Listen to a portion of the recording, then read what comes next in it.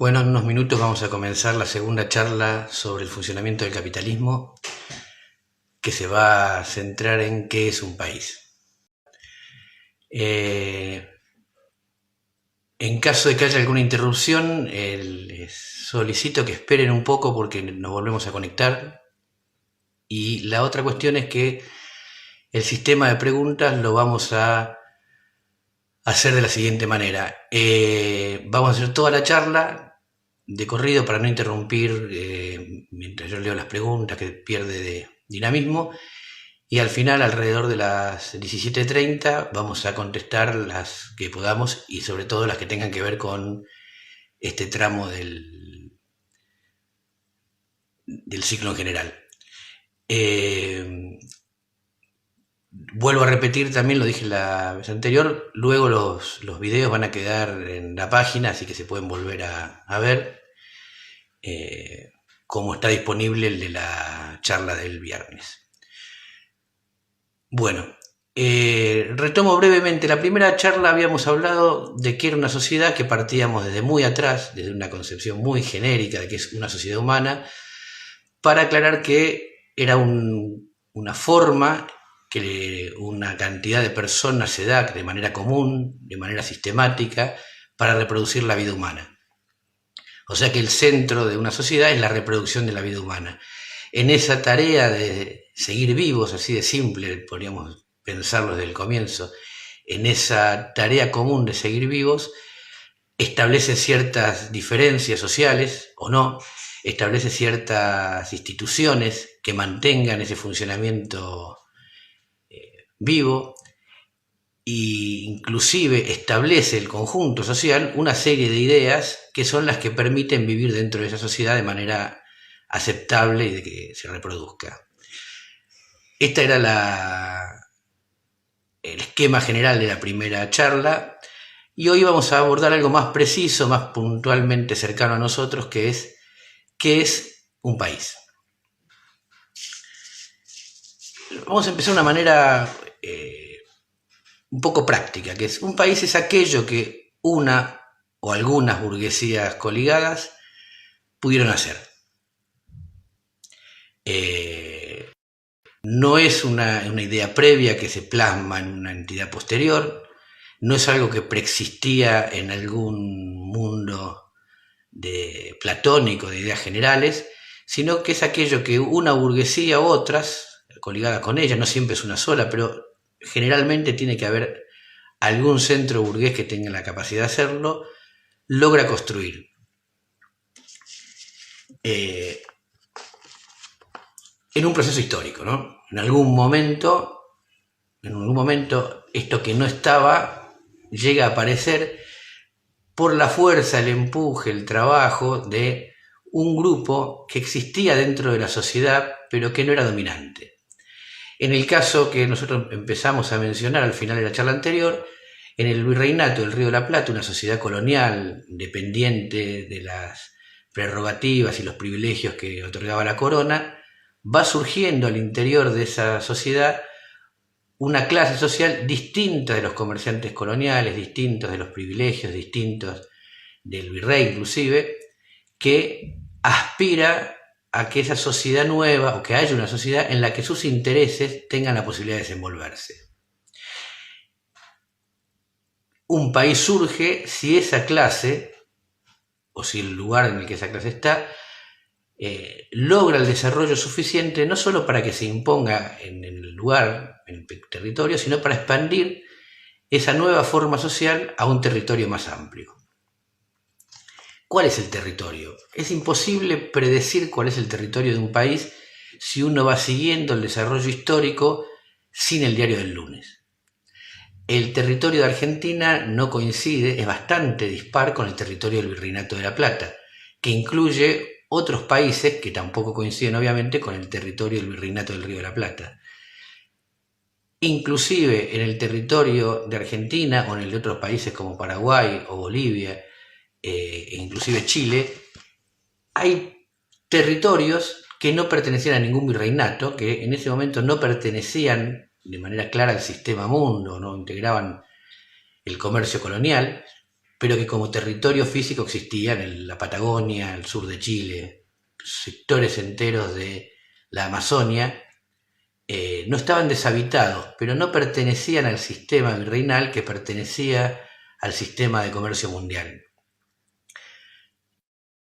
¿Dónde llega una burguesía en su desarrollo territorial cuando comienza a construir su país? Hasta donde otra burguesía le pone freno. O sea, no hay ninguna razón previa, no hay ninguna lógica previa. Algo que esté integrado puede integrarse, algo que no estaba puede integrarse. Sectores dispares pero complementarios pueden construir un país único y sectores parecidos pueden construir países distintos. Una burguesía llega a construir un país hasta donde otra burguesía le pone límite. Allí ese territorio encuentra su limitación geográfica. En el mundo burgués, en el mundo capitalista, no hay ningún vacío. Ese mapa que desde chico vemos en el colegio, donde todo el planiferio está dividido en líneas que demarcan países, no hay ningún territorio adentro de ese mapa que no se corresponda con ningún país. Lo más parecido a eso, e inclusive terreno de disputa, sería la Antártida, en la que hay distintos intentos de apropiación territorial de distintas burguesías. Al ser un lugar casi inhabitado, esa apropiación es exterior. Pero en el mundo en general, donde las poblaciones habitan, esas poblaciones son integradas al territorio que cada burguesía lo suficientemente poderosa logre apropiarse para hacer su país. Y esto no es un proceso de un día ni de un momento. La construcción del territorio nacional argentino lleva por lo menos 90 años, y mucho más interesante es pensar la construcción del territorio de Estados Unidos. Lo que son las 13 colonias es una franja costera relativamente insignificante comparado con el territorio actual, que comienza allí la Revolución Norteamericana, y esa burguesía va expandiéndose hasta donde encuentra límites. En un caso el único límite que encuentra es el Océano Pacífico, en otro tiene grandes disputas con otros países, y finalmente estabiliza una frontera muchísimo más amplia que la que estaba en sus manos cuando empieza la revolución. Ejemplos distintos. La burguesía alemana o italiana tardan muchísimos años en lograr consolidar el territorio de sus países, que termina de encontrar su limitación geográfica a fines de 1870, la década de 1870, digamos a fines del siglo XIX, llegando tarde a la competencia con otros países que tenían su territorio más o menos delimitado mucho antes. ¿Qué significa que el territorio está delimitado? Que adentro de ese territorio dominan los intercambios dirigidos por esa burguesía. Hay un mercado común que no tiene diferenciación interna. Adentro del territorio de un país hay una sola moneda, no hay aduanas interiores, se puede circular, se puede vender, se puede comprar, se puede contratar trabajadores, y eso significa un país para la burguesía. Esto que estoy diciendo obviamente contradice cualquier idea de que existió una patria grande. No lo contradice porque yo lo diga, sino porque nunca hubo una patria grande. Hay un territorio geográfico que es el de Sudamérica. Ese territorio estaba habitado por distintos tipos de poblaciones antes de la conquista española y portuguesa. Esas poblaciones previas tenían a veces relaciones de dominio, sumisión y explotación, como el imperio incaico sobre muchas de desconocimiento, como algunas poblaciones que aún hoy están relativamente marginadas en el interior de la selva, y algunas zonas bastante despobladas. Cuando llega la conquista tampoco existe una patria grande, de hecho existen dos metrópolis importantes que dominan, la portuguesa y la española, y aún dentro de el propio territorio hispanoparlante hay distintos virreinatos que nunca estuvieron unificados más que por ser dominados por el mismo rey. Luego de esto, en el mismo momento que empieza el proceso independentista, este es encabezado por distintas burguesías que no creían en la patria grande porque creían en la patria, o sea, en un país burgués, y cada una logró incluir o repeler a otras de acuerdo a su potencia. Entonces uno comparte la mirada, ve simultáneamente los mapas del virreinato, los mapas de los territorios en el Congreso de 1816, el mapa de la Confederación Argentina y el mapa de Argentina, se encuentra que hay un constante movimiento de construcción, reconstrucción, alejamiento y cercanía de distintas zonas hasta concluir en la estabilización del Estado argentino con un territorio que llega justamente hasta donde llegan sus países limítrofes, o sea, la burguesía chilena, la de Paraguay, la de Uruguay, y viendo distintos acercamientos y alejamientos de acuerdo a los intereses de los patrones que dirigen este proceso.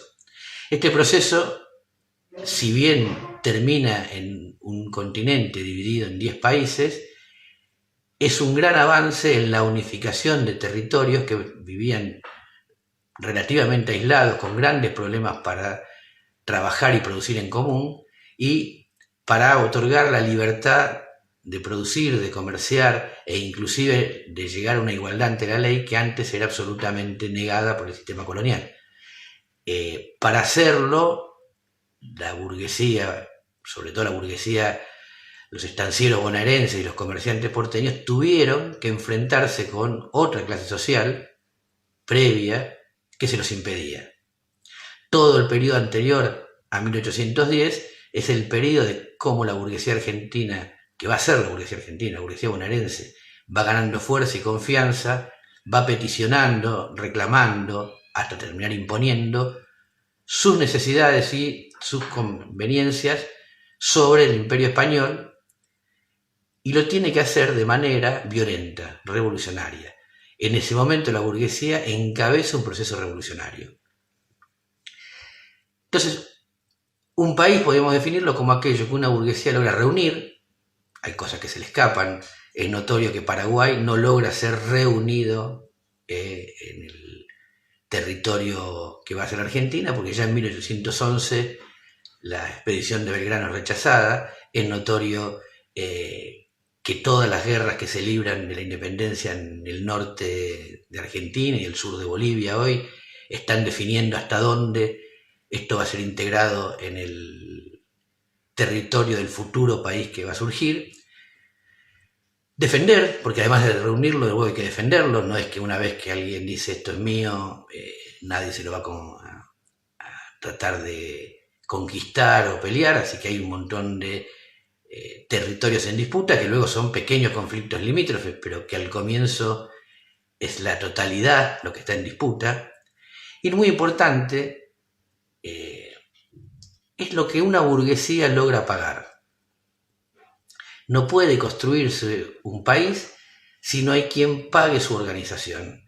Construir un país y organizar una fiesta de cumpleaños tiene con ribetes parecidos. Yo no puedo imaginarme lo que quiero si no tengo la capacidad de solventarlo. La burguesía tiene que pagar la construcción de su país. O sea, tiene que tener la capacidad económica, el poderío económico de poder pagar la construcción de su propio país. Que en una parte es pagar su guerra, y no cualquiera puede pagar una guerra, sostenerla. En una segunda parte es pagar las disputas internas para la organización de ese país, y luego es pagar la organización. Todo esto, visto desde hoy, parece haber estado ahí siempre, pero no lo estaba ni la frontera, ni la aduana, ni los funcionarios nacionales, ni el hecho de que haya un Estado centralizado que se llame Estado argentino, que tenga una fuerza represiva nacional. Todo este proceso de reunir, defender y pagar es lo que constituye, lo que construye un país. ¿Qué instala entonces en ese país? Lo que venían reclamando a la colonia, la libertad de comprar, vender, aquello que sea necesario para estimular la producción, que es estimular a la vez la ganancia. Una cosa que es importante en todo esto es que yo tengo que estimular la posibilidad de comprar y vender fuerza de trabajo, o sea, que haya personas libres, no esclavos, no gente atada a la tierra, sino personas libres sin ninguna otra posibilidad de ganarse la vida que ser contratadas para trabajar. Este mercado de trabajo es una de las grandes construcciones de la burguesía, por eso gobernar es poblar, la inmigración, el hecho de tener que someter a los pueblos que no estaban incluidos en ese territorio, es parte de la construcción de un país burgués. No habría otra manera de construir un país burgués que no sea creando esta posibilidad de comprar y vender fuerza de trabajo, pero además de comprar y vender todo lo que en el país está disponible de ser transformado como riqueza, o sea, la tierra, los recursos minerales. Inclusive, para poder darle lugar a esto es que necesita esa burguesía la capacidad, la libertad de transitar. ¿Por qué? Porque el comercio, si no, se aísla en focos particulares y no puede encontrar el mercado para desarrollarse. Una revolución burguesa es esto. Su territorio es esto. Una revolución burguesa consumada, lograda, no es ni más ni menos que lo que es. No le puede faltar nada porque nada tenía antes, no le puede sobrar nada porque no exageró en su dominio. Alaska es Estados Unidos y Nuevo México es Estados Unidos. No podemos imaginarnos retroceder a una entidad previa a esto porque esa entidad era de otro orden y lo que hoy es Estados Unidos es el territorio que esa poderosa burguesía logró atesorar. Y lo logró atesorar en parte también por su llegada presurosa, por su rapidez. A medida que uno llega tarde al mundo del mercado capitalista, quedan menos cosas por apropiarse. Fue el gran problema haber realizado su unificación burguesa, su construcción como país tardíamente, los dejó atrasados y con poco que atesorar y aprisionar porque otros ya lo habían hecho antes. En general, cuando una burguesía construye un país, se suele dar como forma de gobierno algo que llamamos democracia burguesa. ¿Qué quiere decir? Un sistema de gobierno, por empezar, donde todos sean jurídicamente iguales. La burguesía aborrece el hecho de no poder participar de algún negocio. Cualquier sistema estamental prohíbe algo que no cualquiera con dinero puede hacerlo. La burguesía surge luchando contra esto. No puede ser que si yo tengo dinero y puedo pagarlo me esté vedado. Para eso establece la igualdad jurídica ante la ley. La igualdad jurídica encubre la desigualdad real. Si yo tengo plata, somos todos iguales, lo que va a pesar en esa igualdad es la desigualdad de la billetera. Este es el punto central, pero hay muchas billeteras compitiendo en un mundo burgués y cada una teme que volver a un sistema donde haya un virrey o alguna cosa parecida, un rey, un dictador, un gobernador bonapartista, decida de manera ajena a la propia lógica de la economía quién es favorecido y desfavorecido. Así que en tiempos normales, y si le dan a elegir, una burguesía construye su país con algún régimen de democracia burguesa, con algún régimen de representatividad y de disputa entre los distintos factores económicos en igualdad de condiciones. Obviamente que la democracia burguesa no significa que los trabajadores eligen, sino significa que los burgueses van a tener un foro donde ponerse de acuerdo o en desacuerdo y saldar esto de manera democrática para los burgueses. El país más capitalista del mundo, evidentemente el centro del capitalismo mundial, ha utilizado este régimen durante toda su historia. El país que tiene las fuerzas armadas más poderosas del mundo, incapaces de aniquilar rápidamente cualquier resistencia, si esta fuera la voluntad mayoritaria de su burguesía, no elige un régimen autoritario y centralizado. Elige un régimen donde las distintas fuerzas burguesas, inclusive representadas por distintos estados particulares que tienen intereses locales, puedan expresarse y defender sus derechos. El régimen de la democracia burguesa es el régimen lógico, no es el régimen preferido, sino el régimen lógico de productores independientes en competencia como es un país burgués. Es cierto que en ciertos momentos lo dejan de lado momentáneamente y tratan de que ese momentáneamente sea realmente momentáneo ante amenazas que pueden poner en riesgo su existencia. Pero en tiempos normales, cuando la circulación y la producción de mercancías más o menos funciona, la burguesía quiere paz y democracia burguesa.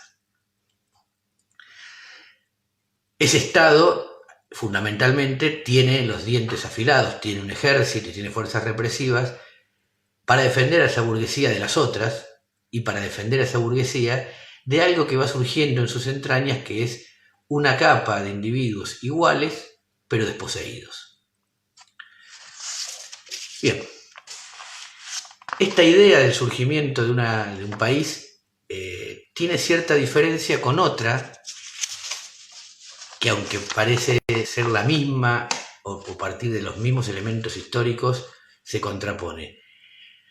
Un país como el nuestro no surge de los pedazos que deja caer o de las esquirlas que exaltan de los enfrentamientos interimperialistas o entre los imperios, mejor dicho. No es que Argentina surge como un producto indeseado o deseado, pero secundario, de la lucha del comienzo del siglo XIX entre Francia e Inglaterra y España y el Imperio Español en decadencias y las alianzas continentales contra...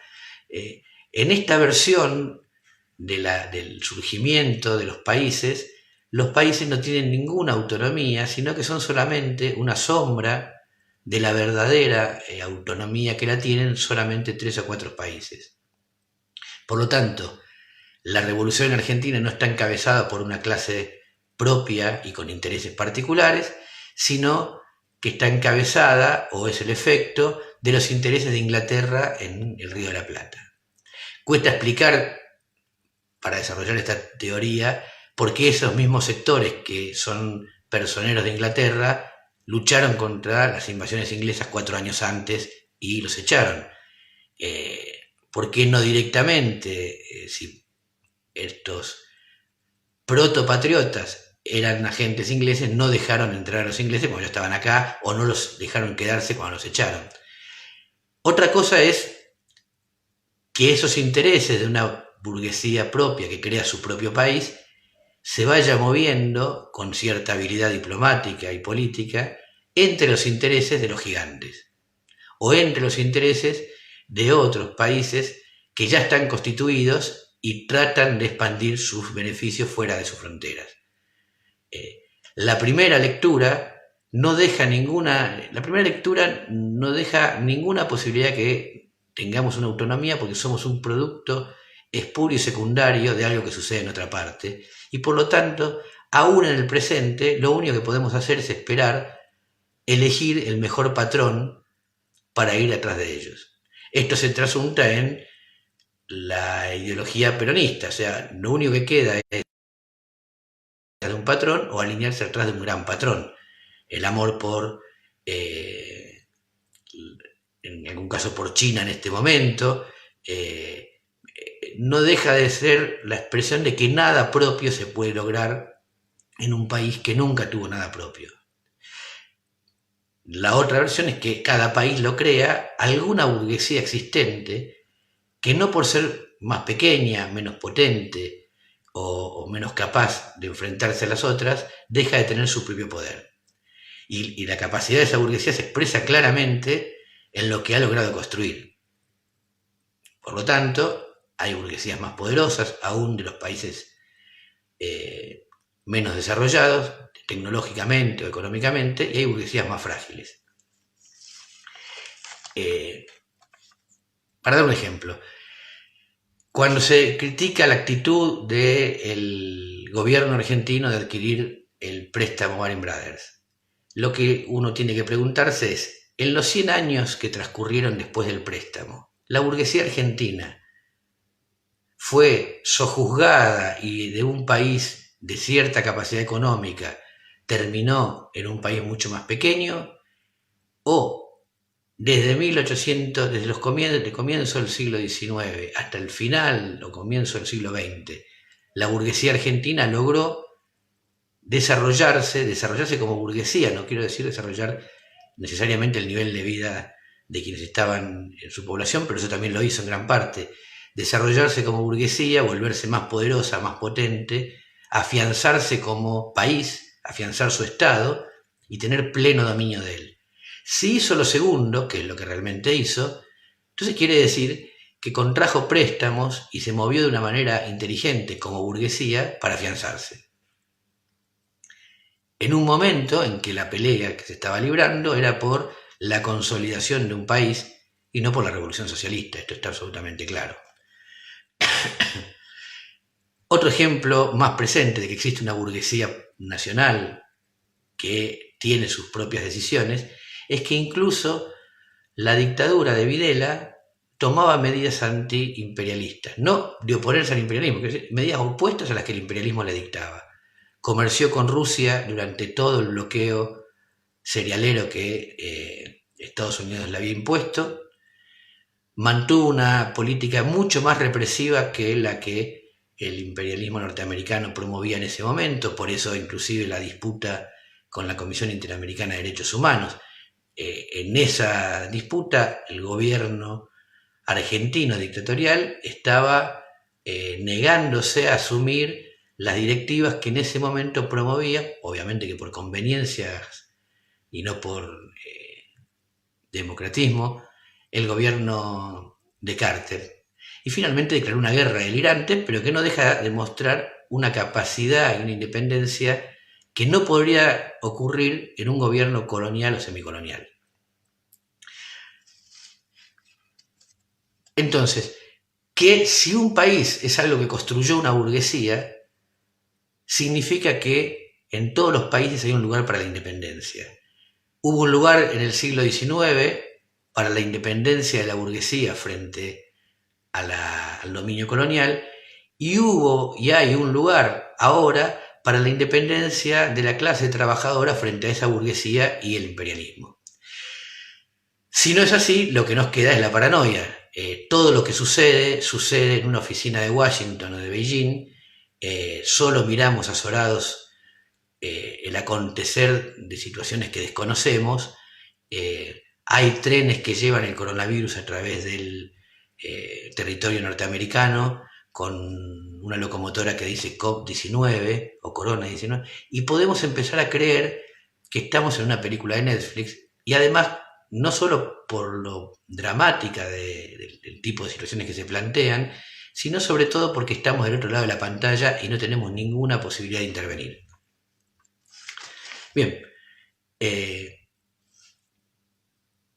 característica tiene establecer una sociedad capitalista? Una característica fundamental es que el territorio en el que ésta se establece, las mercancías van a circular libremente. ¿Qué es una mercancía? Es algo que yo puedo comprar y vender, pero además puedo fabricar, porque puedo comprar los medios para reproducirla en la cantidad que a mí me convenga. No puedo tener en el mercado capitalista, no debo tener ninguna limitación a la cantidad que produzco. ¿Por qué? Porque en una sociedad de productores libres, independientes, en competencia permanente, lo que organiza la distribución de estos recursos es el interés de cada uno.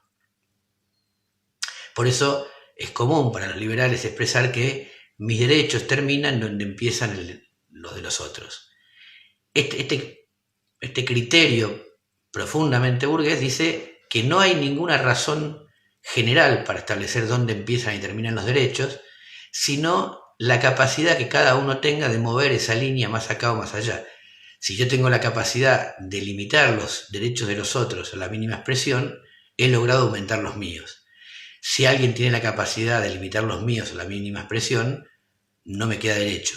¿Cuál es el lugar de esa línea? La competencia en el mercado. Entonces, en una epidemia como esta, no está claro que el lugar de la atención de cada uno sea adjudicado, o la forma de establecimiento del plan de emergencia general, sea la unificación de todas las capacidades, la organización racional de ellas y la adjudicación de acuerdo a lo más conveniente para cada uno en función del bien común. Entonces, por ejemplo, no me importa quién es el dueño de la Clínica Trinidad, en ese lugar donde hay habitaciones privadas aptas perfectamente para el aislamiento, llevo a los pacientes más complicados con cuestiones infecciosas y puedo utilizar otros salones, otras habitaciones, otros establecimientos sanitarios para otro tipo de afecciones donde lo infeccioso tiene un rol menor. La organización de la actividad sanitaria en Argentina desde su comienzo es que hay un sector privado dinámico y que se ocupa de las cuestiones más importantes para la burguesía, la ganancia y su propia salud, y un sector que se llama salud pública que se ocupa de todo lo que queda como puede. Entonces, ¿por qué? Porque el país está organizado por la clase que lo construyó, que es la burguesía, y los derechos tienen el tamaño de la billetera.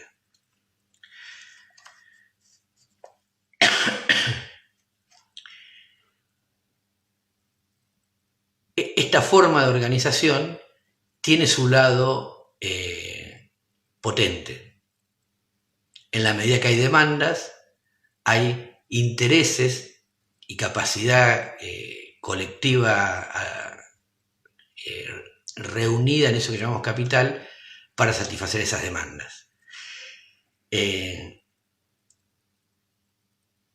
Si hoy pudiéramos montar una fábrica de respiradores, sería un gran negocio. ¿Por qué? Porque todo hace pensar que va a haber una demanda de respiradores para personas afectadas por el virus que va a llegar inclusive a sectores pudientes. Y si los sectores pudientes necesitaran y reclamaran respiradores, estarían dispuestos a pagarlo. Y entonces esto sería beneficioso desde el punto de vista económico.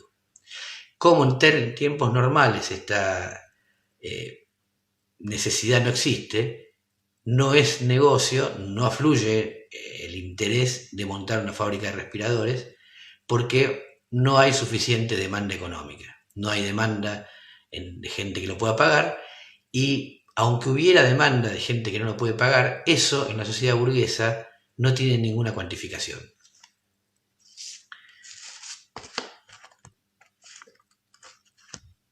Bien.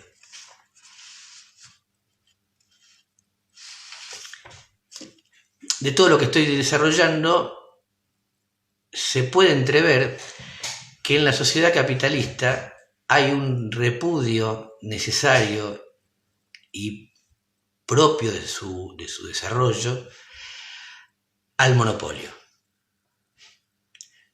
Si son los capitalistas personas que poseen capital, esto lo desarrollaremos un poco más en detalle la semana que viene, que poseen el viernes, mejor dicho, que poseen capital y lo utilizan en su propio beneficio, hay un repudio intrínseco y propio del capitalista al monopolio. ¿Por qué hay un repudio al monopolio? No al monopolio al que cada capitalista aspira, pero sí al monopolio como entidad social que el propio Estado burgués y el país burgués deja de desarrollar. En tanto haya competencia, todo precio sobrevaluado va a tender a ser desplazado por alguien que se sume a ese mercado a vender más barato. ¿Por qué se va a sumar? Y porque percibe que se está pagando de más por algo, que es el negocio favorable, y entonces pongo plata ahí. De tal manera que en la medida que haya competencia, hay una tendencia a reducir el valor unitario de las mercancías que todos podemos percibir. Sé que esto suena extraño porque nosotros estamos pensando la reducción del costo unitario de las mercancías en base a la reducción simultánea e imposible de coincidir de nuestro nivel de vida. Pero si nosotros, en lugar de pensar cómo vivimos nosotros como trabajadores en general, pensamos en mercancías unitarias, vamos a ver que el costo se reduce. El celular con el que estamos probablemente conectándonos en este momento es hoy un producto, una mercancía que es accesible para gran parte de la población del país. Hace 25 años atrás, un celular que se llamaba Movicom, que era un aparato grande del tamaño de un ladrillo cortado a la mitad, con poca batería, que se conectaba solamente en ciertos lugares y que lo único que permitía era hacer llamadas en el momento, sin contestador telefónico, sin mensajes, obviamente a un número muy reducido de otros celulares porque pocas personas lo tenían. Ese celular carísimo que llegó a constituir un signo, un símbolo de estatus. Tenerlo era como tener las llaves de un BMW y tirarlas arriba de la mesa, era algo que no cualquiera. Ese celular, que en ese momento el costo unitario era inaccesible, ha sido desplazado por una mercancía muy superior, una pequeña computadora portátil con imagen capaz de enviar mensajes, música, de hacer videoconferencias, de conectarse con el saber mundial a través de buscadores, y que lo tiene en su mano gran parte de la población. Es evidente que el costo unitario ha decrecido. ¿Esto por qué? Porque Movicom no pudo quedarse como la única empresa que tenía este artilugio a la venta. El ejemplo que digo es desde el punto de vista del decrecimiento del costo unitario, porque avanza la tecnología mediante la competencia. Pero podría decir desde el punto de vista opuesto. El Estado, la organización general de los burgueses, ¿permite la competencia y repudia los monopolios, o el Estado está a favor de los monopolios y repudia la competencia? Vuelvo a aclarar, cuando hablo del Estado y la competencia, hablo del Estado burgués y la competencia entre gigantes burgueses, no el lugar que nos cabe a nosotros los trabajadores, sino el Estado de los burgueses. Bien, el Estado de los burgueses repudia el monopolio. En 1913, la Standard Oil de Rockefeller tenía una situación de dominio del mercado de los hidrocarburos tan grande que el propio Estado, el propio Estado de Rockefeller, es el propio Estado burgués en el que estaba acumulando el burgués Rockefeller, la obligó a dividirse. Obligó a que haya varias Standard Oil, New Jersey, etcétera, cada una tenía el lugar del estado donde se había ubicado, y a que esas empresas tuvieran competencia entre ellas. Lo mismo pasó con la AT&T, la empresa de telecomunicaciones que cubría todo. Y lo mismo hemos visto pasar en los últimos 20 años con el desfile incesante de estos burgueses cool que son conocidos a diferencia de los que no solemos conocer porque están en las sombras de la acumulación. El Zuckerberg, Bill Gates, el de Apple, burgueses que han tenido que ir a explicar si tal o cual compra o fusión dejaba en pie la competencia o les permitía a la nueva empresa o la nueva fusión el dominio monopólico del mercado. ¿Por qué razón un burgués se ocupa de esto a través de su Estado? Lo que le preocupaba al conjunto de los burgueses norteamericanos con respecto al burgués particular de Rockefeller era que si él tenía el monopolio del petróleo, iba a poder vender petróleo necesario para todas las industrias, para el acero, para el cobre, para el automóvil. O sea, ahí estaban Carnegie, estaba Ford, estaba Westinghouse. Todos ellos pensaban que Rockefeller les iba a vender el petróleo a un valor mayor del que tenía, y ellos iban a tener que entregar sus ganancias duramente explotadas a sus obreros a otro burgués. En cambio, si había varias petroleras, si una cobraba de más, otra iba a querer apropiarse de esa venta y iba a ofrecer un precio menor. ¿Hasta dónde menor? Hasta el valor de producción, pero seguramente hasta ese valor iba a rebajar el precio. Los burgueses aborrecen el monopolio porque quieren que los precios sean los precios de producción, que las mercancías se vendan por su valor y que cada uno pueda llevarse la plusvalía que de acuerdo a la productividad de su empresa le corresponde. Además, los burgueses surgieron contra esto.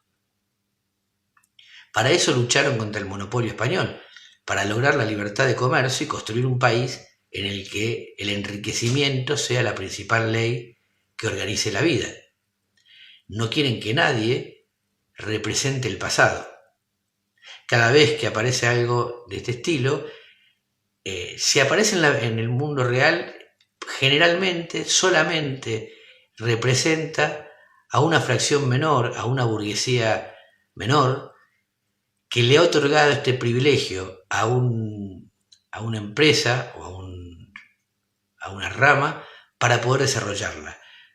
Pero esa empresa, supongamos en nuestro caso, hay un monopolio del aluminio en Aluar, pero Aluar no tiene el monopolio del aluminio, solo tiene el monopolio del aluminio producido en Argentina. El resto del mundo también produce aluminio. Cada una de estas empresas que pueden ser monopólicas en un mercado particular están inmersas en el mismo lugar que está inmerso su país, en el mercado mundial. De manera que el mundo que ha construido una burguesía al armar su propio país en su beneficio es un mundo capitalista, es un mundo burgués cuya lógica responde a esta capacidad y a esta posibilidad y a esta legislación que permite acumular de manera individual. Si todo ese mundo está organizado de esta manera, entendemos que todo lo que nosotros percibimos como naturalizado desde que nacemos no es más que la manera de pensar de los burgueses. El egoísmo, el hecho de que mi individualidad se sobrepone a cualquier concepción grupal, el renegar de las cortapisas, los límites y la organización general. Todo esto es la manera del pensamiento de un burgués, con una diferencia en desmedro de los trabajadores muy amplia, que es los burgueses piensan así porque esto les sirve ampliamente. Un burgués piensa así porque su capital le permite utilizar la competencia para su beneficio. Los trabajadores no tenemos ninguna razón para ver en este pensamiento un beneficio. Sin embargo, para nosotros esta es la manera natural de pensar en el mundo social y tenemos que hacer una gran batalla en nuestra conciencia para percibirla como un pensamiento ajeno. Si no hubiera impregnar todas las ideas de la vida social con el pensamiento de la clase dominante, la sociedad no hubiera podido funcionar. Y gran parte de la batalla del siglo XIX, de la burguesía argentina y de la batalla desde antes de todas las burguesías, fue una batalla con el pasado para abolirlo definitivamente. La batalla de la burguesía contra el pasado fue cruel, miserable, violenta, pero también fue progresiva en el sentido que dejó derruido para siempre una forma de vida que no podía proveer satisfacción a grandes masas. La burguesía logró que se pudieran organizar sociedades mucho más complejas, sociedades urbanizadas, que desarrollaron fuerzas productivas que antes era imposible imaginar, gracias a abolir todas estas limitaciones y crear una sociedad a su imagen y semejanza. Bien, de todas las mercaderías, de todas las posibilidades de comprar y vender cosas, la que más le interesaba a la burguesía comprar y vender era el trabajo. Comprar y vender fuerza de trabajo era comprar y vender la mercancía fundamental, porque la burguesía sabía desde antes de tomar el poder de la sociedad que allí estaba la fuente del enriquecimiento. La fuente del enriquecimiento es alguna mercancía que produzca más riqueza de la que yo pago por comprarla. La semana pasada, el viernes, habíamos dicho que la sociedad había tenido su primer salto revolucionario, quizá el más importante en toda su trayectoria, cuando una persona pudo producir más de lo que comía. Cuando alguien produjo más de lo que consumía, quedó algo. Y ese algo estableció una diferencia única para cualquier especie. Un ser humano produce algo más de lo que consume. Entonces, el circuito de que una abeja, desde hace miles y miles de años, descartando los pequeños cambios genéticos y adaptativos, desde hace miles y miles de millones de años, vive en un panal idéntico a sí mismo, realizando la misma tarea, pensándola, entre comillas, pensándola con el mismo fin y llegando a la misma noria donde en cierto momento otra abeja reina sale para crear un panal que va a ser el mismo circuito, con las mismas celdillas, con la misma tarea, con el mismo desarrollo, y siempre lo mismo, se rompe con una especie particular, que es el ser humano, que crea un excedente. Así que los que vivían en las cavernas, luego vivieron en los castillos, y ahora vivimos en rascacielos, o en monoblocks, o en ranchos miserables, pero que son muy distintos desde todo punto de vista con aquello que estaba antes. Esa capacidad de crear un plus de riqueza es la que más le interesa al burgués y la que quería tener la libertad de comprar y vender, comprar en su valor de reproducción y vender todo lo que ese valor entregaba, que era mucho más, y para eso creó una sociedad propia, la sociedad capitalista. Esto también es muy importante, porque a la burguesía, cuando construye su país, le importa tener riquezas naturales. Pero para la burguesía las riquezas naturales en sí mismas no son riquezas porque entiende perfectamente que el oro no vale nada. El petróleo no vale nada y nada vale nada si no es atravesado por el proceso de incorporación de valor de los seres humanos. No importa lo que yo tengo como riqueza potencial. Cualquier cosa se transforma en riqueza en el momento en que llega al mercado y vuelve como dinero, vuelve como ganancia, vuelve como riqueza producida. Podríamos descubrir en algún momento que todo el territorio argentino, a cierta profundidad, tiene una capa de oro de 5 kilómetros, por lo tanto, tenemos la mayor cantidad de oro en el universo.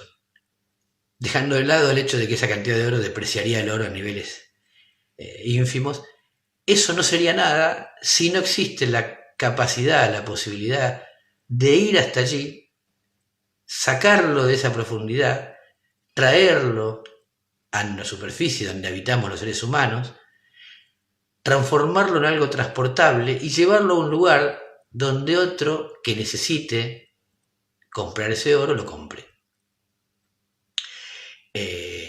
La idea de que los recursos naturales son riqueza en sí misma recibió un golpe tremendo, no porque necesitara de este golpe, sino porque lo pone en evidencia en los meses previos a esta epidemia. Digo en los meses previos porque no fue un producto directo de la epidemia, sino de la guerra comercial. Argentina, como país burgués, apostaba a obtener dólares mediante la extracción de petróleo. El centro de sus expectativas y sus esperanzas era una zona que se llama Vaca Muerta. En Vaca Muerta, en ese territorio, hay petróleo de muy difícil extracción. Requiere un complejo mecanismo para obtener el petróleo que está escondido en burbujas metidas en la piedra, que es algo muy distinto de obtener petróleo que ya está en forma líquida y que hay que extraerlo nada más. Todo este mecanismo requiere mucho más trabajo humano. La máquina que hay que construir para sacar petróleo tradicional no es la maquinaria que hay que construir, o sea que lleva mucho más trabajo para extraer petróleo de shale oil, para el petróleo de fracking. Por lo tanto, el precio del petróleo, que es un precio promedio a nivel mundial, le otorga más ganancias a los que sacan petróleo fácil, por decirlo así, y mucho menos a los que han tenido que pagar un costo mayor para conseguirlo. Hasta cierto precio el petróleo que podría producir era vendible. Hasta cierto precio del petróleo, algunas inversiones llegaban a Vaca Muerta. También llegaban a la cuenca pérmica de Texas y ahí llegaron en cantidad. ¿Por qué? Porque la riqueza no la otorgaba el petróleo, sino el trabajo humano, vivo, vivo digo, los petroleros que están ahí, muerto, de los industriales que fabricaron la maquinaria que llega hasta las cuencas petroleras para ser accionadas por los trabajadores petroleros. Toda esa energía humana, todo ese trabajo humano, le da el valor al petróleo. Ahora, cuando el valor del petróleo, en términos de mercado, decrece porque se empuja al mercado mucha cantidad de petróleo barato, petróleo del fácil vamos a llamarlo, el petróleo difícil es invendible. Quiere decir, no es el petróleo el que tiene valor, es el trabajo humano invertido en él, y esto es lo que una sociedad basada en la competencia mide constantemente. El trabajo humano promedio, el trabajo humano en la productividad media social, invertido en cada mercancía llevado al mercado. Este es el mundo que la burguesía argentina construyó, y es un mundo al que no le falta ni le sobra nada. Desde el punto de vista capitalista, Argentina es un país totalmente desarrollado. Es un país que funciona para el orto, es un país que funciona mal, que no anda, que crea problemas sistemáticos cada 8 o 10 años, que tiene casi la mitad de su población precarizada, casi la mitad de su población en condiciones indignas de vida, tiene todos los problemas que constantemente estamos mencionando en nuestros artículos, en nuestros cursos. Sin embargo, esto no significa que no sea un país desarrollado. De la misma manera que un ser humano que tiene enfermedades, o que es enano, o que es petizo como yo, no es un ser humano en vías de desarrollo, sino un ser humano desarrollado que no ha llegado a ciertas características que otros seres humanos tienen. Por más tiempo que espere, no voy a superar mi estatura. ¿Y por qué sucede esto? Porque ese país que cada burguesía construyó, la construyó en el momento que pudo, en el lugar que estaba.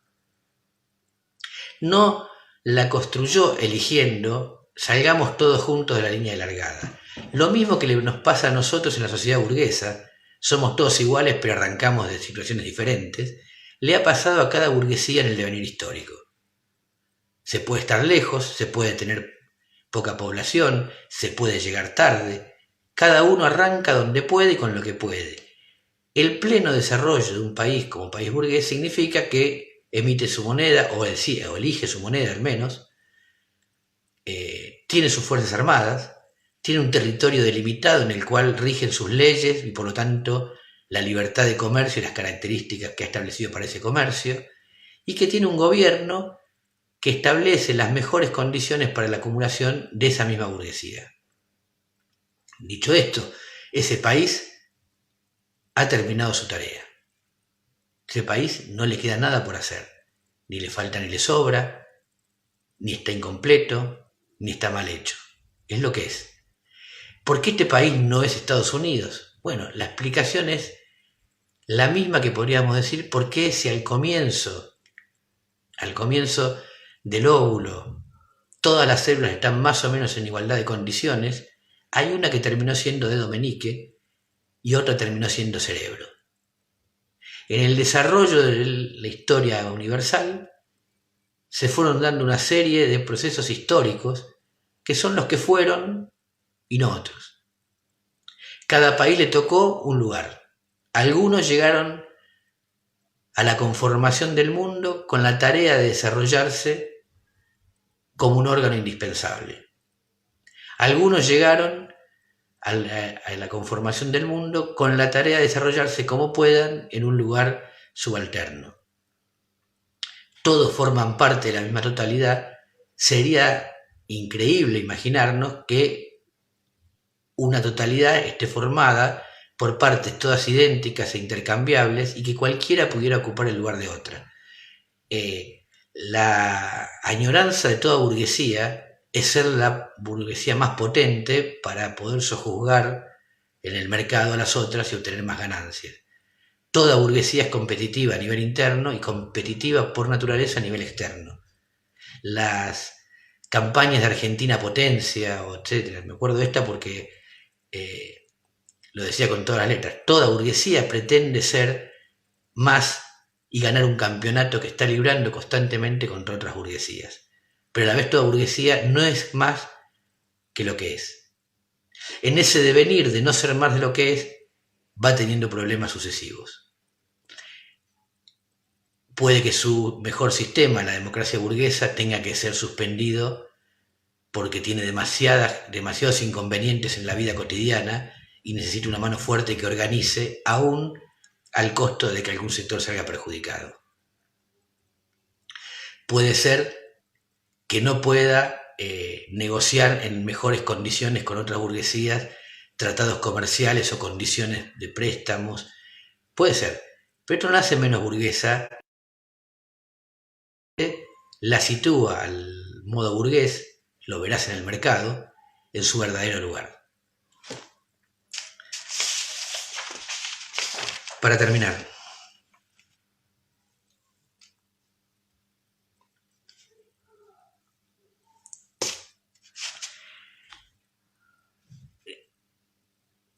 empezamos viendo que era una sociedad como una forma de asignar los recursos para reproducir la vida y que había distintos tipos de sociedades. Hoy intentamos mostrar cómo, a lo largo del siglo XIX, una clase social, la burguesía, seguida por el conjunto de la población o por gran parte de la población, porque por eso logró imponer un sistema nuevo, acaudillando el conjunto de las clases explotadas y oprimidas, logró derrotar la sociedad anterior y estableció una sociedad a su imagen y semejanza. Una sociedad con primacía del individuo, de la acumulación personal, de la competencia, de la riqueza, con cierto menosprecio del trabajo, con menosprecio de la asociación, con menosprecio de la solidaridad, pero que funcionó de manera bastante eficaz durante mucho tiempo y luego empezó a hacer agua. Esta sociedad no hay que mejorarla porque no tiene ningún modelo mejor. Esta sociedad es lo que es y ha funcionado de acuerdo a sus reglas características durante 200 años. Si no logra dar satisfacción, si cada problema es en nuestro país un sobresalto general, si en este momento estamos viendo como detrás del horizonte que más allá de los problemas que tenemos hoy, que son dos de mucha gravedad, la posibilidad de que la enfermedad nos toque a nosotros, a nuestros seres queridos, y suframos pérdidas, enfermedades o muertes, la posibilidad de que sea muy costoso llevar adelante todo el periodo de cuarentena y de cuidados entre nosotros para no enfermarnos, porque gran parte de la población está en una condición tan miserable que no imaginamos de qué manera va a poder sobrellevarla durante el tiempo. Pero además vemos algo más. Detrás de la enfermedad, cuando la superemos, lo hagamos como lo hagamos, detrás de la enfermedad asoma el odio inconmensurable de la burguesía que va a querer recuperar todas las ganancias perdidas durante este tiempo y que, siendo una clase basada en el egoísmo y el interés individual, no va a poder entender, porque no tiene la capacidad de hacerlo, el sufrimiento general de la clase trabajadora. Todos hacemos chistes sobre la cuarentena, en parte porque es incómodo estar confinado, no poder tener la libertad de ir a donde uno quiere, en parte porque mucha gente la está pasando muy mal, demasiado mal, pero también en parte porque sabemos que atrás se viene una batalla épica en la que vamos a tener que enfrentar duramente a la clase que construyó este país a su imagen y semejanza y que ahora va a prepararse para llevarse lo poco que quede en pie a sus bolsillos. Bien, la semana que viene vamos a continuar con los mecanismos económicos que determinan el funcionamiento interno del sistema capitalista. Ahora vamos a tomarnos un segundito, voy a leer si hay alguna pregunta e intentar responderla.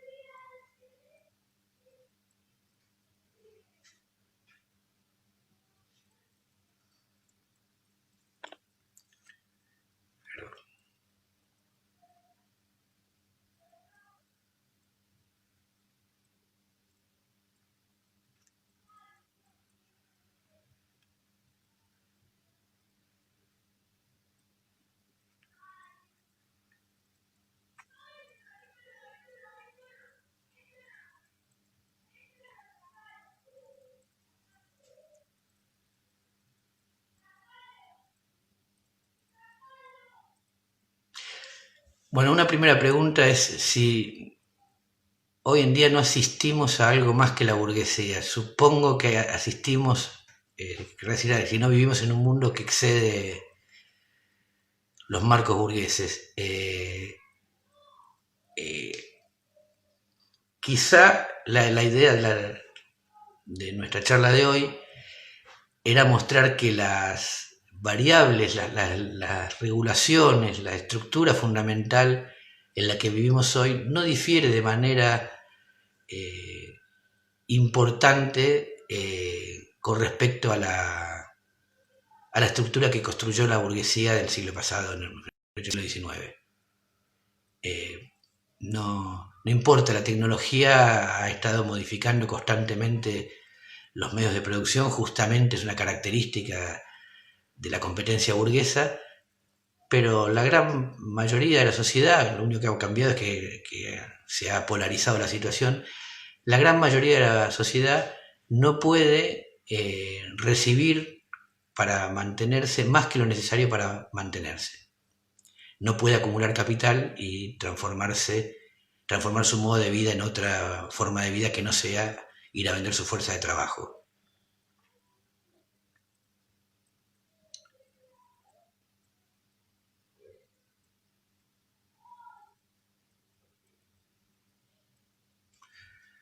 Vamos a esperar un poco para contestar más en...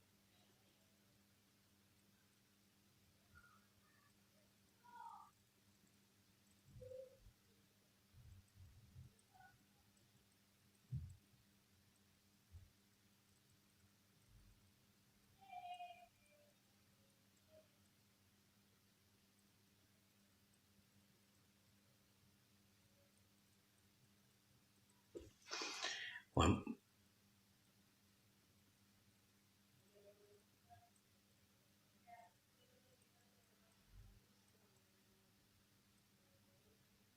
bien, voy a ir por parte, les pido que no sigan sumando preguntas para poder irlas viendo de manera ordenada.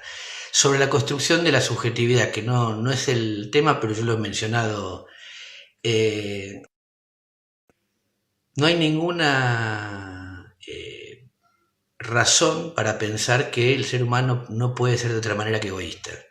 De hecho, funciona de muchas maneras de acuerdo al entorno y a la forma en que mejor puede vivir. Los seres humanos, si podría decir que hay alguna tendencia natural en todos nosotros, es vivir de manera satisfactoria. Eh, en otro encuentro donde hablemos de la construcción de la estructura subjetiva, quizás podemos desarrollar esto, pero queremos vivir satisfactoriamente. Para muchísimas actividades que desarrollamos dentro del propio marco del sistema capitalista, y en el que el egoísmo no está puesto a actuar de manera necesaria y determinante, somos generosos. Eh, Siempre hago las mismas dos menciones, quizá alguien que me escuchó se aburre con esto, pero eh, cuando organizamos un asado con amigos, caduca el egoísmo y el individualismo y suele haber una serie de mecanismos compensatorios, solidarios, que están por fuera de la lógica de cada cual lo que pone y le corresponde de acuerdo a su capacidad. Perdón. Por ejemplo, no todos podemos llegar a la misma hora para preparar el fuego y alguien llega antes. El que tiene las posibilidades, porque tiene auto, carga con más cosas que el que viene en colectivo. El que viene de trabajar llega y se sienta a comer directamente. Tenemos un amigo que está un poco en la mala y fingimos una división de los gastos o alguien regala algo para que la parte que le toque sea menor sin la situación humillante de decírselo. Hay un montón de mecanismos que muestran que se puede actuar de otra manera. La otra es todo deporte de equipo. Un deporte de equipo requiere, para ser jugado de manera satisfactoria, que alguien haga cosas muy particulares, que no son quizás las que le gustan, y que no esté pensando en lo que me toca a mí, lo que le toca al otro, y tiene que funcionar así. Imagínense que el egoísmo queda de lado cuando el delantero pierde la pelota y lo corre el defensor. El defensor podría pararse y decir, yo corro las que pierdo yo, pero hay una serie de situaciones en las que se puede percibir que si a todos nos conviene, y todos podemos percibirlo claramente, un marco común, el interés o el deseo inmediato individual puede ser incluido en ese marco común y sacrificado ciertos elementos porque el marco común me beneficia más. Obviamente que siempre estamos diciendo esto en el marco de un mundo que nos provee demasiadas razones para pensar en cagar al otro, y que la transformación de una sociedad en otra requiere de un gran tembladeral subjetivo. Pero la razón para esto no es que todos pensemos distinto y seamos solidarios y por eso seamos socialistas, sino que empecemos a transformar la conciencia en una conciencia social, porque cuando esta sociedad no puede dar satisfacción por el egoísmo, va a haber que cambiarla. Un segundo.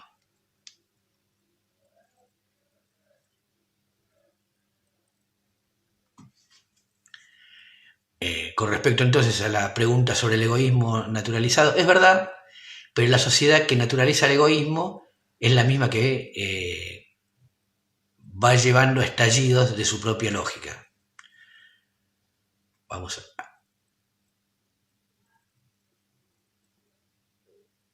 Bueno, una pregunta, si no hay ninguna ventaja a partir de la competencia y la posibilidad de pagar menos por los productos. Si solo es eso, sí. Esto ha sostenido el capitalismo con un régimen feroz durante décadas y décadas y décadas. El problema es, si el costo unitario de los productos, abaratándose, vuelvo a decir, es elemento puntual de todo el mecanismo que funciona, si el costo individual o unitario de cada producto que se abarata se refleja necesariamente en una mejora en la vida de los seres humanos. Si el costo de los productos que se abarata solo llega a una parte de la humanidad, si el costo de los productos que se abarata viene sumado a otros padecimientos, si el costo de los productos que se abarata lo tengo que vivir en el marco de una sociedad absolutamente amenazante y dislocada, donde todo está a punto de estallar, no logra suplir en términos de una mejor vida todos estos problemas por el abaratamiento. Esto que lo digo de una manera muy complicada, porque me gusta complicarme la vida al hablar, es lo siguiente. Todos sabemos que los celulares están más baratos, pero esto no niega, para alguien que vive en una gran ciudad argentina, una ciudad, digo, argentina, que ese celular abaratado a mí me está costando bastante más. En parte, vamos a dejar esta parte de manera lateral, en parte porque yo estoy pagando un celular que en otro país vale 7.014 para darle 7.000 pesos a la burguesía argentina y mantener esos parásitos. Pero aunque lo pague 7.000, yo estoy pagando 7.000 pesos un celular que es muy probable que me roben en el lapso de los próximos 18 meses. Por lo tanto, el tratamiento en términos de la vida social real es bastante relativo. No es que esto, digamos, no es que el mecanismo sea el celular se encarece porque lo roban. Quiero decir, la vida social no es solamente pagar productos unitarios, es las condiciones que me permite reproducirlas. Si una gran parte de la población no tiene cómo reproducir su vida, esa gran parte de la población tratando de vivir va a hacer mucho más difícil la vida de la totalidad. Ante esto puede suceder dos cosas: el dislocamiento de los sectores, los trabajadores que tienen trabajo y ganan mejor se enojan con los trabajadores que no lo tienen y tratan de sobrevivir, o la unidad de estos sectores para enfrentar a ese sector que no está mencionado nunca, que es la burguesía, que produjo ambos efectos. Si pudiéramos recortar los costos de los precios de las unidades y esto nos permitiera además disfrutarlas y vivirlas mejor, no había ningún problema. La epidemia pone un ejemplo parecido. ¿De qué sirve que yo tenga una buena cobertura en salud y que quizás mi cobertura en salud, la tasa de respiradores, de acuerdo a la tasa esperable de pacientes enfermos, esté bien, si yo vivo dentro de un mundo que tiene además un sistema de salud colapsado, un sistema de salud pública que no es más que el soporte del sistema de salud privado, colapsado, precarizado y empobrecido, que va a supurar problemas a toda la sociedad. El punto aquí es, la sociedad es una, por lo tanto, toda la idea y la mentalidad burguesa, que es yo podría resolver esto de manera particular, constantemente se ve cuestionado por la existencia de la sociedad una, donde los problemas llegan de todas partes y se transmiten por todas partes. Un virus es un ejemplo extremo, pero no deja de ser una demostración de que no hay nadie afuera, no hay nadie excluido, y lo que hay en una sociedad burguesa son distintas formas y características de inclusión.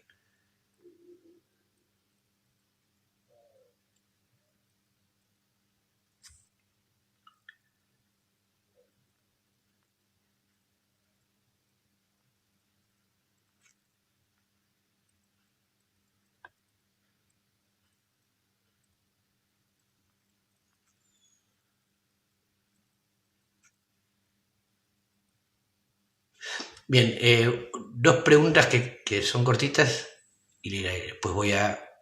Una es, ¿cómo se puede vislumbrar que la burguesía, lo que dije antes, que intente recuperar lo perdido de la manera que lo hace la burguesía? Despidiendo gente, recortando salarios, aumentando tarifas, aumentando precios, ya lo está haciendo. Hay un dato interesante. Ayer algunos festejaban que iba a haber 30.000 pesos para los trabajadores de salud. Primero que no son 30.000, son 3 meses de 10.000. Y lo interesante de esto es que ahí está planteado el plan, ahí está expresado el plan burgués. El plan burgués es esto. Yo pago cuando me resulta necesario, tengo un sistema colapsado, algo de guita tengo que poner porque si no es probable que ni siquiera vayan a laburar. Yo necesito esta infantería en el frente de batalla. Durante 3 meses les voy a dar un bono, o sea, no abro las paritarias, no incorporo esto a los salarios, no lo hago algo permanente. Y dentro de 3 meses, lo que quede en pie de ese sector ya no cobra las 10 lucas. O sea, cuando tengamos que recuperar las ganancias perdidas, es una manera de decir, la burguesía va a tratar de resolver esto sobreviviendo. ¿Cómo va a sobrevivir? De la única manera que tiene, que es aumentando la tasa de explotación, haciendo todas estas medidas, pero ya lo está diciendo. No anunció que ante la situación todo el sector salud tiene un aumento de salario.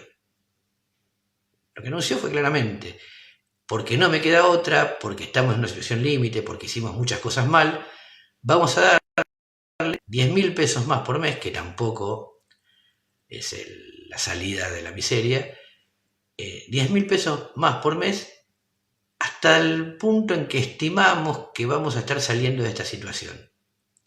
Ni siquiera hago un decreto por 6 meses, porque supongo que quizá en 3 meses pasamos el cuello de botella y no quiero tirar guita. Este es el mensaje de Alberto con esta medida, y luego obviamente tiene sus militantes que tratan de festejar lo que es la declaración lisa y llana de que los trabajadores de salud somos sus forros. Entonces, ¿cómo lo va a hacer? Luego habrá un montón de formas particulares. Ya publicamos cómo Felford intentó ni siquiera parar la producción, no PepsiCo, la producción de snacks. Cómo tratan de no poner plata en proteger a los trabajadores. No sé, uno sube un colectivo, no sé, no viajo hace 2 o 3 días, pero mañana voy a tener que ir a trabajar, y a la última vez que viajé en colectivo no había ni una pantalla de celofán que evitara que todos los que llegáramos ahí escupiéramos en la cara nuestra situación. Máxime cuando para estar a 1,5 metros del colectivero tengo que estar afuera del colectivo. O sea, ¿Cómo va a ser? Lo iremos viendo. Que va a llegar es una cosa obvia. Sobre si la burguesía, el capitalismo llegó acá con la Revolución de Mayo, tenemos que decir, volver a lo que dije al comienzo. Acá ya había sectores burgueses en desarrollo. Como en todo el mundo, la burguesía surge de las entrañas de una sociedad previa y siempre toda sociedad genera aquello que le termina causando la revolución. La revolución nunca es, en general las revoluciones de las que hablamos no son del exterior, sino algo que ha surgido y se ha desarrollado. En algún momento ese desarrollo con las condiciones coloniales se torna incompatible. Eso tiene un periodo de desarrollo y de construcción del partido de la burguesía y llega al punto en que es o ellos y nosotros, o nosotros, y estalla la revolución. O sea, no llegó en 1810, sino que en 1810 comienza su afirmación política y estatal.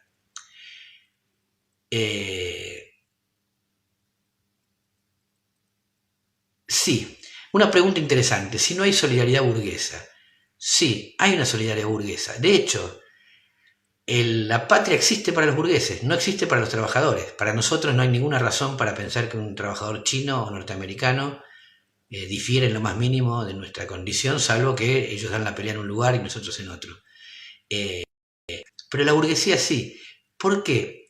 Porque esta es una paradoja. Siendo elementos que compiten ferozmente todo el tiempo, necesitan alguna cobertura que cohesione eso para que no estalle. Y esa cobertura se llama país, nación, patria. Cada vez que uno escucha decir patria, nación, país, está hablando un burgués o está hablando alguien que piensa como burgués. Mi patria, no puedo imaginarme qué razón hay para pensar que mi patria termina en esa línea de puntos que separa Argentina de Uruguay. Pero para un burgués eso es importante. ¿Por qué? Porque el mercado es un elemento centrífugo, cada burgués va ahí a llevarse lo más que puede, pero también es un elemento centrípeto. Este mercado es el nuestro, este país es el nuestro, y entre todos tenemos que cuidarlo de los de afuera y de los de abajo. Por lo tanto, uno podría encontrar en todo el desarrollo histórico una fuerza cohesionante y una fuerza disgregante. Depende de la construcción, la solidez de la construcción estatal. La burguesía le tiene que prestar más atención a una que a otra. Todo el trabajo burgués durante el siglo XIX es evidente que los grandes políticos del siglo XIX tenían en su cabeza la necesidad de cohesionante. Tenían que evitar que el territorio que estaban construyendo no terminara siendo 18 pequeños países. Construido esto de manera sólida, hay mucho más lugar para las fuerzas disgregantes. Cada burgués tiene un marco muy sólido de cohesión, la patria, el país, la argentinidad, para pelear por sus intereses. Pero podríamos llamar a esto una solidaridad burguesa, sí. El Estado, las Fuerzas Armadas, la patria, el himno, todo lo que se enseña en la escuela es la fuerza cohesionante del sistema burgués.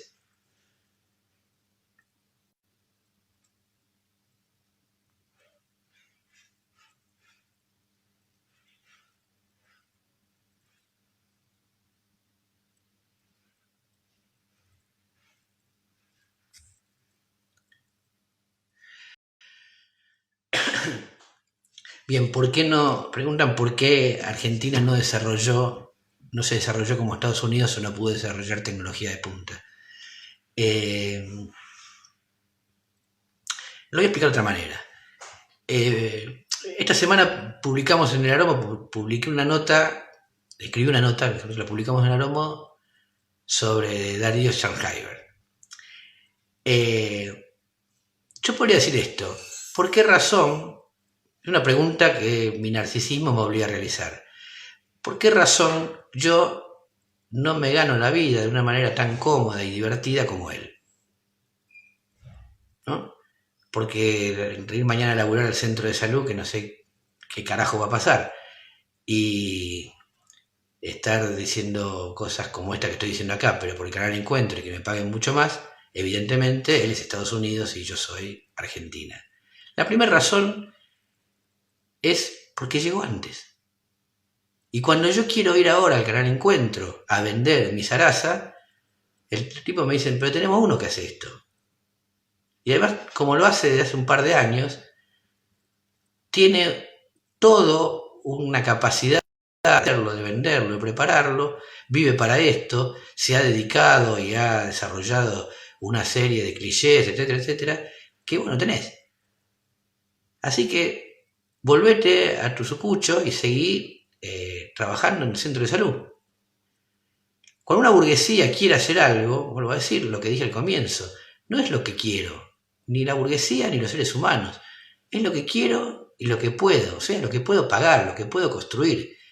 Yo puedo querer hacer el caso del petróleo. ¿Por qué Argentina no sobrevive a la crisis del petróleo como sobrevive Texas? Y porque no podemos fabricar la cantidad y la calidad y la novedad de productos tecnológicos para extraer petróleo por la vía del fracking que ya tiene preparado Texas, que viene haciendo esto desde antes.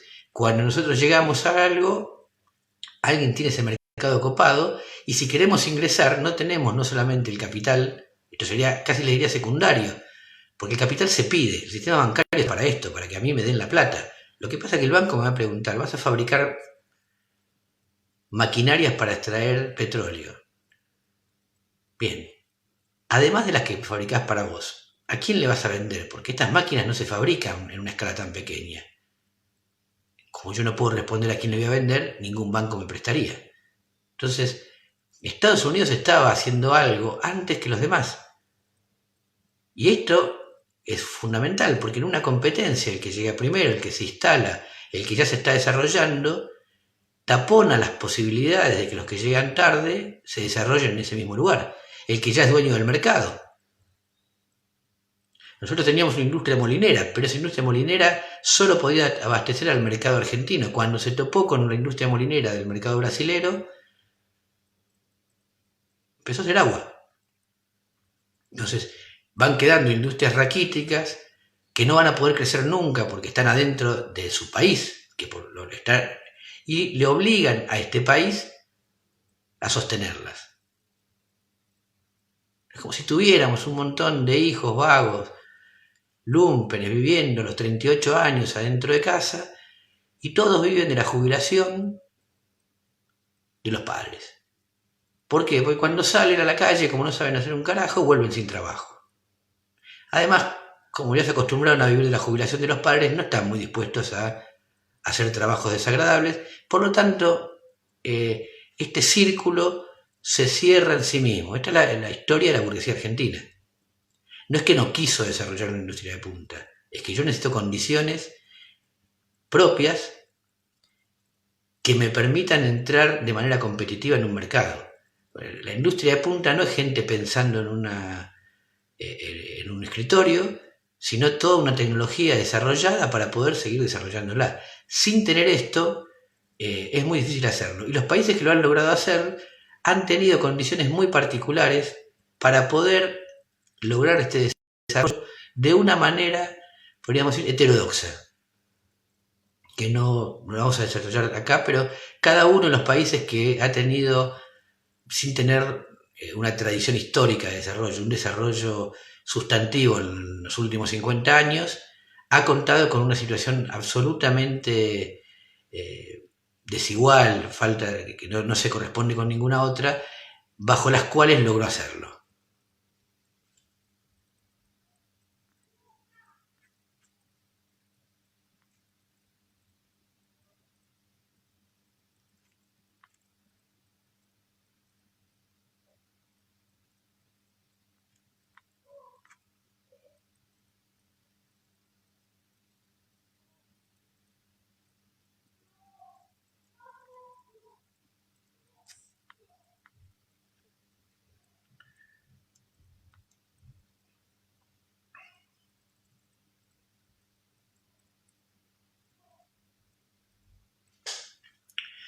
Bien, una pregunta más por hoy, probablemente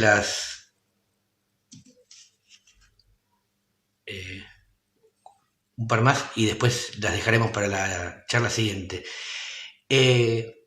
Una compañera pregunta por la sobreproducción de todo y abaratamiento por unidad productiva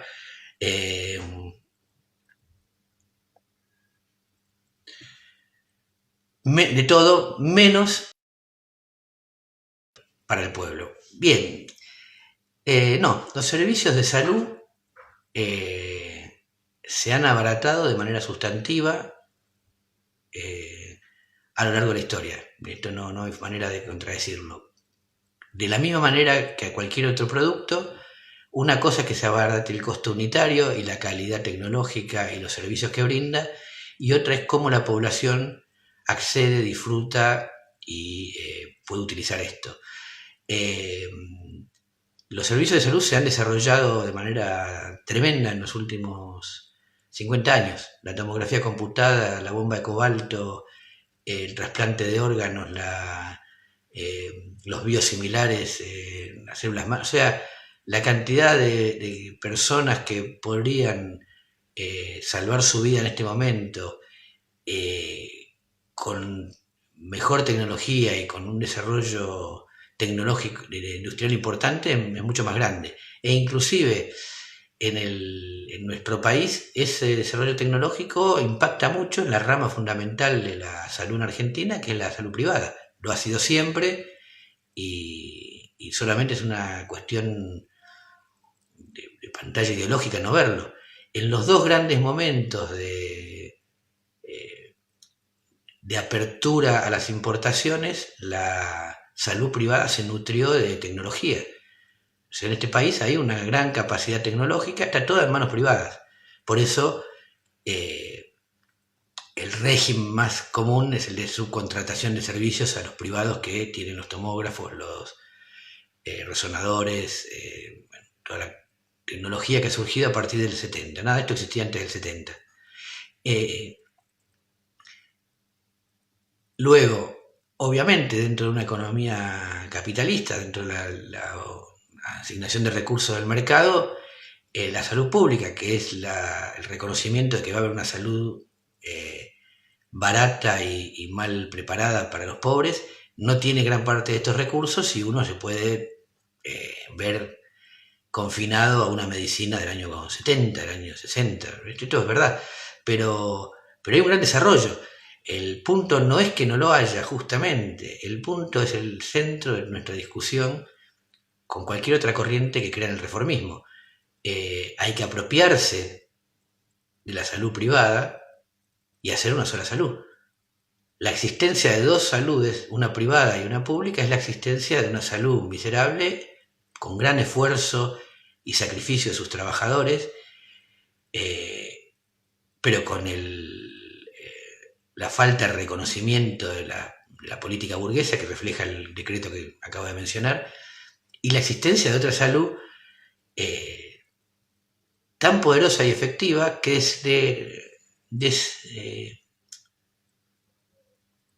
manda gran parte de sus recursos a lo que se llama las drogas de estilo de vida, la salud de estilo de vida. O sea, una parte de esa salud poderosa, técnica y capaz está organizada para hacer cirugías estéticas, colocar implantes mamarios, botox, crecimiento de cabello, para desarrollar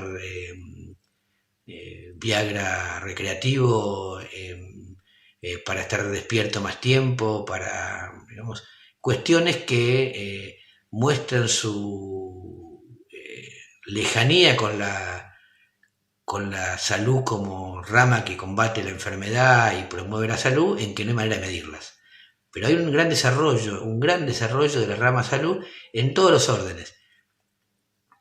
Cualquiera que empiece a tener problemas de salud y concurre al médico va a ver que las cosas van cambiando y mejoran, que a tratar se ve estas diferencias. El tema no es que no haya desarrollo, es que está en manos de capitalistas privados y lo van a brindar, lo van a desarrollar y lo van a ofrecer a aquellos que estén dispuestos a pagar por eso.